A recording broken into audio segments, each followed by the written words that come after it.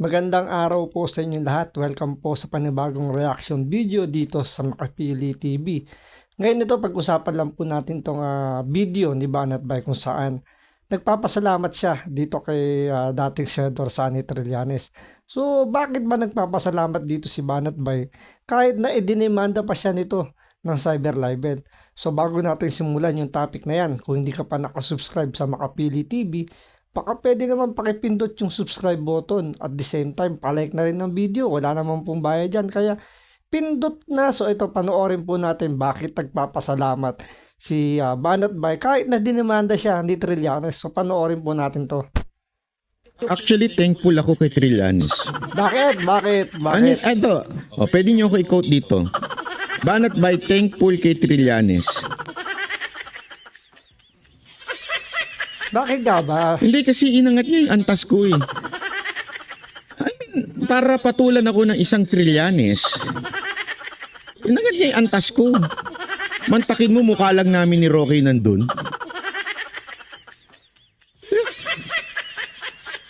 Pero in fairness, totoo yung sinasabi ni Banat Bay Kasi, kumbaga, bakit kailangan pansinin ang isang vlogger na si Banat Bay? So, hindi naman, kumbaga, parang kung titingnan mo, hindi naman masyadong, kumbaga, ibang politiko na binabanatan ni Banat Bay, hindi nga siya, kumbaga, hindi siya masyadong pinapansin. Although, napansin siya nila Secretary Boying Rimulya ng DOJ, di ba? Nagbanta, nakakasuhan sila.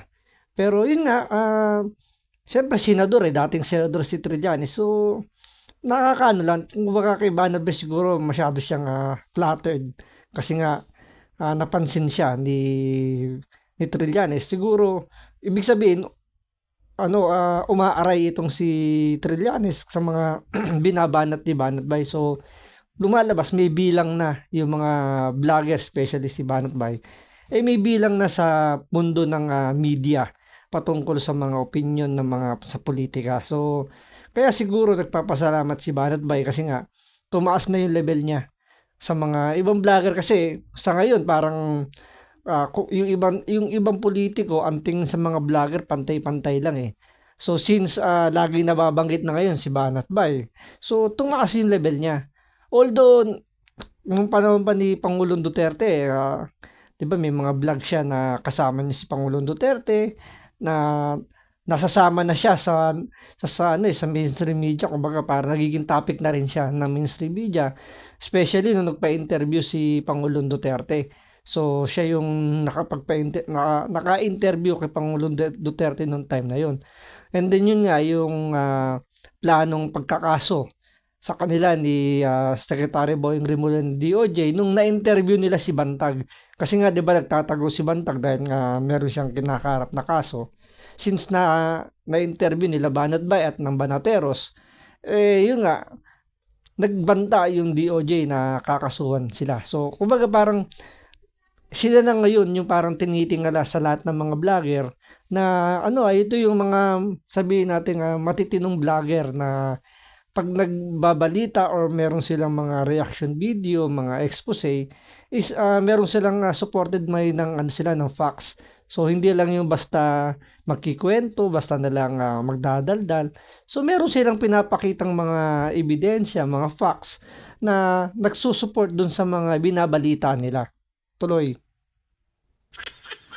Diba? Isipin nyo yun, ha? Doon pa lang, angat na ako sa ibang mga vlogger. Kayo, may kaso na kayo? Wala pa. Ako, sino? May kaso ako, galing pa kay Trillanes.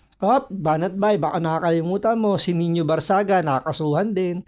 So, may mga vlogger din na nakakasuhan din. Pero, yun nga lang, senador yung nagkaso sa'yo.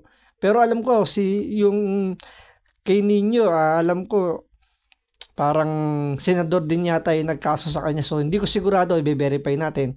And then, may isa pa, yung kay, di ba, yung kay dating senador din, Kiko Pangilinan. So, meron din siyang kinaso mga na vlogger. So, siguro dito medyo, lang tayo, Banat Bay, medyo, baka lang nakalimutan mo na may mga vlogger na rin na nakakasuhan. Pero, yun nga lang, sila, kumbaga, malabnaw lang yung, siguro kagaya mo rin, na malabnaw lang yung kaso. Pero, Hindi lang natin alam, depende naman yan sa korte kung bibigyan ng bigat yung mga ikinaso sa kanila. Pero yun nga, balik tayo sa ano, katapano, napapansin na madalas si Banat Bay compared dun sa ibang vlogger. So kaya palagay din natin, tama yung opinion ni Banat Bay, tumaas yung antas niya. So lalo nang ngayon na, 'di ba, na isang Trillanes yung nagkaso sa kanya. So mas ano, mas lalong nagningning yung pangalan dito ni Banat Bay. So, inangat niya ako dun. Sa totoo lang, ha? Inangat niya ako dun. Pwede namang ano kasi isipin nyo to, wala naman siyang panalo doon eh. Saan? Banat Bay? Wala Saan? siyang panalo doon. Ay, sino bang tanga magdedemanda dahil So, sino raw yung tanga na mag-upload tapos isinare lang? So, sino daw yung tanga na yun na magdedemanda doon sa taong nag-share at nag-react lang doon sa video na yun? Sino daw yung tanga na yun? ko lang at binigyan ko ng opinion yung sinabi ng isang tao. Hindi nga siya yun. Pero in fairness, may katotohanan yung sinasabi ni Banat Bay. May mga abogado na nagsasabi nga na medyo malamdam nga daw, malabnaw yung ikinaso sa kanya nga cyber libel. So dahil nga hindi naman sa kanya mismo nanggaling yung balita na yon. So parang yun nga, reaction lang naman niya yon. So medyo sabi ko nga sa mga nakarang video natin, mukhang kailangan ni Trillanes dagdagan ng dasal. Kahit yung mga supporter niya, yung mga natutuwan na kinasuhan daw si Banat Bay, medyo dagdagan nyo ng dasal na mabigyan ng bigat or magkaroon ng, sabihin natin, tumuloy man lang kahit man lang dun sa sa pagbibigay ng warrant bago ma-dismiss. Kasi pag dyan pa lang sa preliminary investigation or sa may prosecutor level pa lang madi-dismiss yan, sigurado tayo etong si Trillanes aaraw-arawin ni Banat Bay. Aaraw-arawin to ng mga DDS at pagtatawanan kasi nga kumbaga parang lumalabas, parang slapsuit lang to. Para mapatahimik yung nagkikriticize sa kanya, sasampahan ng kasong malabnaw. So, yun yung lalabas dito at sigurado pagtatawanan to ng mga DDS, mga Duterte supporter. Siguradong pagtatawanan to ng sobra-sobra at aaraw-arawin to si Trillanes. Kaya mas lalo madudurog dito si Trillanes. So, kailangan dagdagan niya ngayon ng maraming dasal na sana man lang lumusot sa preliminary investigation, lumusot sa prosecutor level at magkaroon ng warrant. Kasi kung hindi to madidismiss kagad to, medyo santo pupulutin si Trillanes sa kahihiyan siguro. Kaya nga marami kasing kumbaga lang siya ng makapagsabi lang na nagsampa ng kaso. So hindi man lang pinag-aralan yung ikakaso para kahit man lang 'di ba? Mga tugman lang yung mga itlog dito nila Banat Bay para talagang kahit sa tingnan mong anggulo medyo sablay yung pagkakakaso At least kalibel mo na si Attorney Roque, di ba? Tama mali. Kaya yung mga pilingero diyang mga vlogger na feeling nyo apektado ako, sus. Kaya nga di ba? Apektado yung mga supporter ni Trillanes, yung mga sabihin natin hindi gusto si Banat Bay. Pero natutuwa dahil kinasuhan ng cyber libel si Banat Bay at pinalalabas nga nila na may warrant na, huhulihin na to si Banat Bay na parang guilty na kagad si Banat Bay. So, hindi nila naiintindihan kung ano ba ibig sabihin ng subpoena. So, parang, yun nga, dahil kulang sila sa research, feeling nila yung subpoena at yung warrant to isa lang, parehas lang. So, hindi nila naiintindihan na ang subpoena parang pinasasagot lang naman itong si Banat Bay. Yun talaga, pinasasagot lang para malaman ng prosecutor kung dapat bang ituloy pa yung kaso o hindi na. Kasi, siyempre, inakusahan siya. Natural yung prosecutor, kailangan marinig niya parehas ng dalawang side. Yung side na nag-aakusa, tsaka yung inaakusahan. So, sabi ng nag-aakusa, sinabi daw ni Banat Bay, pinakakalat daw ni Banat Bay na ibinenta daw ni Trillanes yung Scarborough.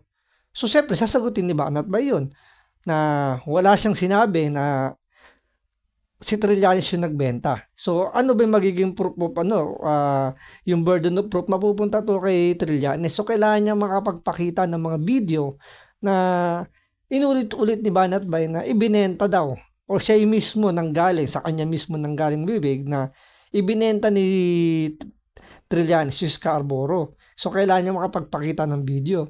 Since confident dito si Banat Bay na sinasabi niya na wala siyang sinabing binenta ni Trillanes yung Scarborough, pero kumbaga nag-react lang siya dun sa sinabi ni Harry Roque na nawala yung Scarborough sa atin nung panahon na sila ay yung nagde-negotiate, diba? Umamin naman to si Trillanes na part siya o isa siya sa mga backdoor negotiator. So, nakipag-negotiate sa China, then after nun, nawala sa atin yung control ng Scarborough dun sa West Philippine Sea.